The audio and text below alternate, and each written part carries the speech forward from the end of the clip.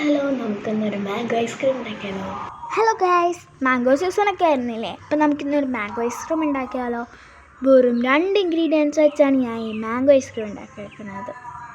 First തന്നെ നമ്മളുടെ മാങ്ങ കുഞ്ഞു കുഞ്ഞു പീസായിട്ട് നമ്മളുടെ ഫ്രീസറിൽ വെക്കണം.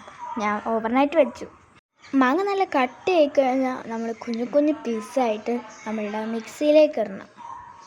മിൽക്ക് മെയ്ഡ് ആട്ടോ അടുത്തിട്ടുണ്ട്. ആവശ്യത്തിന് മിൽക്ക് മെയ്ഡ് ഒഴിച്ചാൽ മതി കേട്ടോ. അത് കഴിഞ്ഞ് അത് രണ്ടും കൂടി നമ്മൾ മിക്സിയിലടിക്കണം. ഒട്ടും കട്ട കൂടാണ്ട് വേണം മിക്സിയിലടിക്കാൻ. ഇതേപോലെ ഉണ്ടാവണം.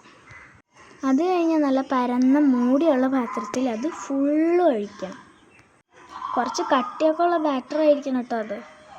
ഇതേപോലെ ഇതേപോലെ കുറച്ച് കട്ടിയൊക്കെ ആയിട്ടുള്ള രീതിയിലായിരിക്കണം അത്.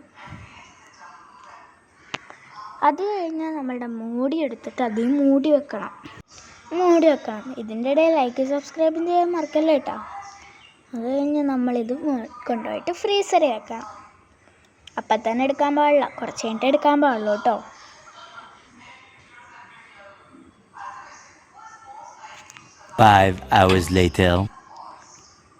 ഞാൻ 5 മണിക്കൂർ കഴിഞ്ഞിട്ടാണ് ഇത് തുറന്ന് നോക്കിയത്. തുറന്നിട്ട് ബാക്കി വിശേഷം വഴിയേ കാണാം. നമുക്കപ്പോൾ തുറന്നാലോ?